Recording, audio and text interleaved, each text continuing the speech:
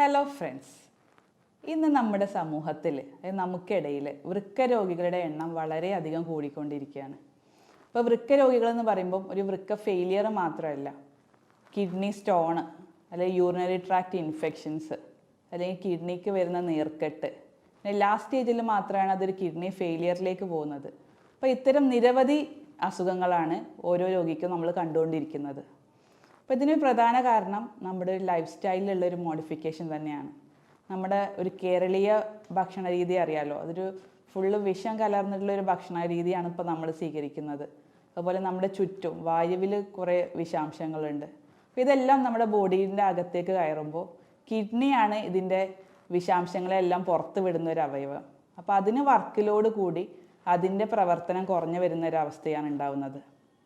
അപ്പോൾ ഇങ്ങനെയുള്ള കിഡ്നിയെ അത്രയും നമ്മുടെ ശരീരത്തിൽ ഇത്രയും ഫങ്ഷൻസ് ചെയ്യുന്ന കിഡ്നിയെ നല്ലൊരു ആരോഗ്യമുള്ളൊരു കിഡ്നി ആക്കി മാറ്റാൻ നമ്മുടെ ജീവിതത്തിൽ കുറേ കാര്യങ്ങൾ ശ്രദ്ധിക്കണം. അപ്പോൾ അത്തരത്തിലുള്ള ഒരു ടോപ്പിക്കുമായിട്ടാണ് ഞാൻ വന്നിട്ടുള്ളത്. എങ്ങനെയൊക്കെ നമ്മുടെ കിഡ്നിയെ ഒരു ഹെൽത്തി കിഡ്നി ആക്കി മാറ്റാം, അത് നമ്മുടെ ജീവിതത്തിൽ മാറ്റം വരുത്തേണ്ടത് എന്തൊക്കെ, അതിനെക്കുറിച്ച് ചർച്ച ചെയ്യാനാണ് ഞാൻ വന്നിരിക്കുന്നത്. ഞാൻ doctor Shehla CH, doctor Basil Soumya hospital, Pandikkad, Malappuram ജില്ല. എന്തൊക്കെയാണ് നമ്മുടെ കിഡ്നിയുടെ ഫങ്ഷൻസ്, പ്രധാനപ്പെട്ട എന്തൊക്കെ ജോലികളാണ് നമ്മുടെ കിഡ്നി നമ്മുടെ ശരീരത്തിൽ ചെയ്യുന്നത് എന്ന് നോക്കാം. നമുക്കറിയാം, കിഡ്നി മറ്റുള്ള അവയവങ്ങളെ പോലെയല്ല, ഒരുപാട് ഫങ്ഷൻസ് ആണ് ചെയ്യുന്നത്. അതുകൊണ്ട് തന്നെ കിഡ്നിക്ക് ഒരുപാട് വർക്ക് ലോഡ് ഉണ്ട് ബോഡിയിൽ. പ്രധാനപ്പെട്ട എല്ലാ ടോക്സിൻസിനെയും ഡീടോക്സിഫൈ ചെയ്തിട്ട് അല്ലെങ്കിൽ ഫിൽട്ടർ ചെയ്തിട്ട് അത് യൂറിനിലൂടെ അരിച്ച് കളയുന്നുണ്ട്. പിന്നെ പ്രധാനപ്പെട്ട ഒരു ജോലി നമ്മുടെ രക്തത്തിലെ RBC അതല്ലെങ്കിൽ ഹീമോഗ്ലോബിൻ്റെ നിർമ്മാണത്തിന് ആവശ്യമായിട്ടുള്ള എരിത്രോപോയിറ്റിൻ എന്ന ഒരു ഹോർമോണിൻ്റെ പ്രൊഡക്ഷൻ കിഡ്നിയാണ് നിർവഹിക്കുന്നത്. അപ്പോൾ ഈ ഒരു രക്തത്തിൻ്റെ കുറവും അതുപോലെ തന്നെ അതുമൂലം ഉണ്ടാകുന്ന അനീമിയ എന്ന കണ്ടീഷനൊക്കെ ഈ കിഡ്നിൻ്റെ പ്രവർത്തന തകരാറ് മൂലം ഉണ്ടാവാറുണ്ട്. പിന്നെ മൂന്നാമതായിട്ട് നമ്മുടെ നോർമൽ ബ്ലഡ് പ്രഷർ മെയിൻറ്റെയിൻ ചെയ്യുന്നത് കിഡ്നിയാണ്. പിന്നെ വേറൊരു പ്രധാനപ്പെട്ട ഫങ്ഷൻ നമ്മുടെ വൈറ്റമിൻ D അല്ലെങ്കിൽ കാൽഷ്യം, ഫോസ്ഫറസ് തുടങ്ങിയ നിരവധി മിനറൽസിൻ്റെ ഒരു ബാലൻസ് മെയിൻറ്റെയിൻ ചെയ്യുന്നത് കിഡ്നിയാണ്.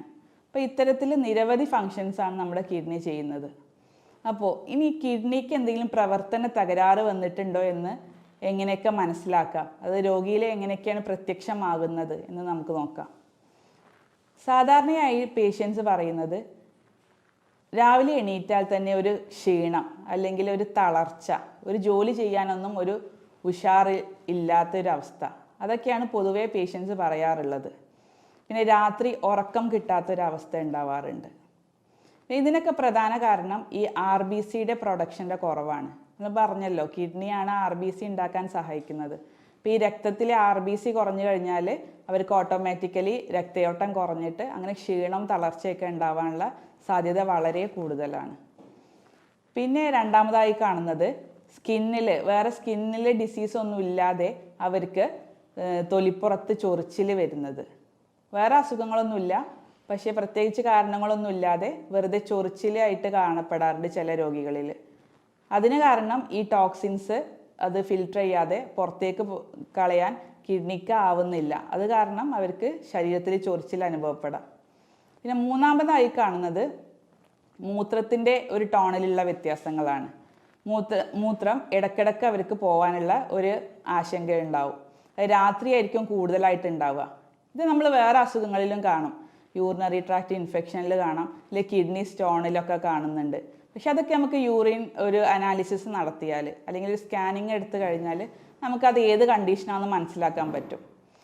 കിഡ്നി ഫെയിലിയറിലൊക്കെയാണ് കൂടുതലായിട്ട് നമ്മൾ അതിനൊരു പ്രത്യേകിച്ച് ശ്രദ്ധ കൊടുക്കേണ്ടതും അതിന് പെട്ടെന്ന് തന്നെ ട്രീറ്റ്മെൻറ്റ് എടുക്കേണ്ടതൊക്കെ കിഡ്നി ഫെയിലിയറിൻ്റെ കേസിലാണ്. പിന്നെ മൂത്രത്തിൽ പത കാണുന്നത് നമുക്കറിയാം. നോർമലി നമ്മൾ മൂത്രം ഒഴിക്കുമ്പോൾ ചെറിയൊരു പതയൊക്കെ ഉണ്ടാവാറുണ്ട്. പക്ഷേ ഒരു കിഡ്നി പ്രവർത്തന രഹിതമായിട്ടുള്ളൊരു കിഡ്നി ആണെങ്കിൽ ആ മൂത്രത്തിലെ പത കുറച്ച് സമയത്തേക്ക് ടോയ്ലറ്റിൽ എപ്പോഴും ഉണ്ടാവും. ആ പത നമുക്ക് കൂടുതൽ സമയത്തേക്ക് നമുക്ക് കാണാൻ സാധിക്കും. അങ്ങനത്തെ ഒരു പതയാണ് ഇത്തരം കേസിൽ കാണുന്നത്.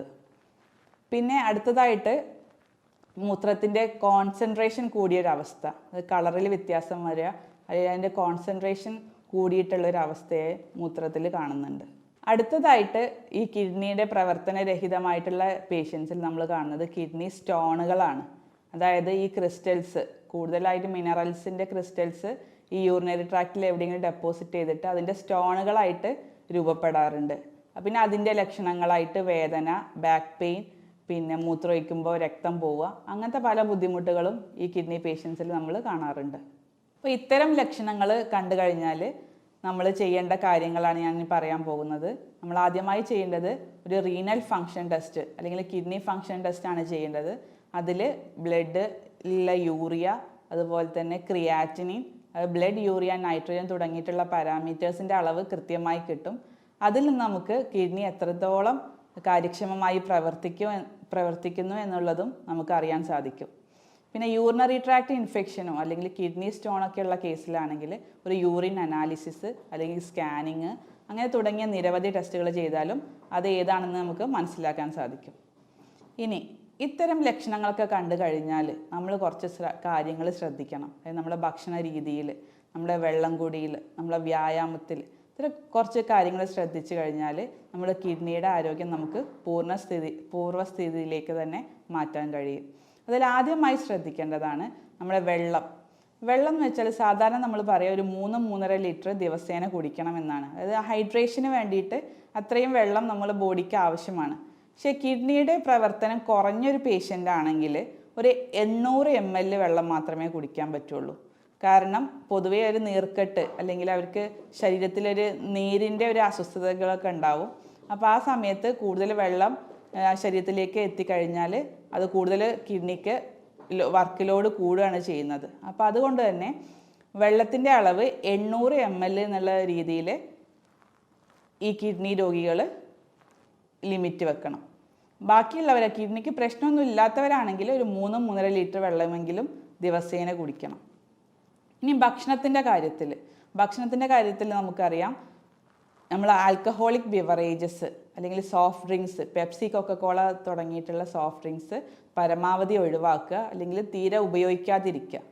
പിന്നെ പുറത്തുനിന്നുള്ള ക്യാൻഡ് ഫുഡ് അല്ലെങ്കിൽ പ്രോസസ്ഡ് ആയിട്ടുള്ള മീറ്റ്, നമുക്കറിയാം ഇറച്ചികളൊക്കെ പ്രോസസ്ഡ് രൂപത്തിൽ, റെഡിമെയ്ഡ് രൂപത്തിൽ നമുക്ക് പാക്കറ്റുകളിൽ ലഭ്യമാണ്. അത് പൂർണ്ണമായിട്ടും ഒഴിവാക്കുക. ഇനി നമ്മൾ ശ്രദ്ധിക്കേണ്ടത് പൊട്ടാഷ്യം അടങ്ങിയിട്ടുള്ള ഭക്ഷണങ്ങൾ പരമാവധി കുറയ്ക്കണം ഈ കിഡ്നി പേഷ്യൻസ്. സാധാരണ ഈ പൊട്ടാഷ്യം കൂടിക്കഴിഞ്ഞാൽ ഹൈപ്പർ കലീമിയ എന്ന് പറഞ്ഞിട്ടുള്ളൊരു കണ്ടീഷൻ വരാനും അതുവഴി ഹാർട്ടിനും കിഡ്നിക്കൊക്കെ വർക്ക് ലോഡ് കൂടാനും വളരെ ചാൻസ് കൂടുതലാണ്. അതുകൊണ്ട് തന്നെ പൊട്ടാഷ്യം കുറവുള്ള ഭക്ഷണങ്ങൾ കൂടുതൽ ഉൾപ്പെടുത്തുക. അതായത് ഫ്രൂട്ട്സിലാണെങ്കിൽ നമ്മുടെ ആപ്പിള്, പൈനാപ്പിള്, പേരക്ക, പപ്പായ, ഇതിൽ പൊതുവേ താരതമ്യേന ഈ മിനറലായിട്ടുള്ള പൊട്ടാഷ്യം കുറവാണ്. അപ്പോൾ അത് കുറച്ച് ഉൾപ്പെടുത്തുന്നതിൽ കുഴപ്പമില്ല. പക്ഷേ കൂടുതൽ പൊട്ടാഷ്യം അടങ്ങിയിട്ടുള്ള ചീര, മുരിങ്ങ എന്നിവയൊക്കെ പൂർണ്ണമായും ഒഴിവാക്കണം.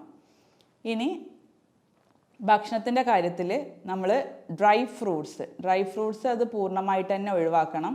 അതുപോലെ ബനാന, നേന്ത്രപ്പഴം, അതും പൊട്ടാഷ്യം കൂടുതലുള്ള ഭക്ഷണ പദാർത്ഥങ്ങളാണ്, അതും പൂർണ്ണമായി തന്നെ ഒഴിവാക്കുക.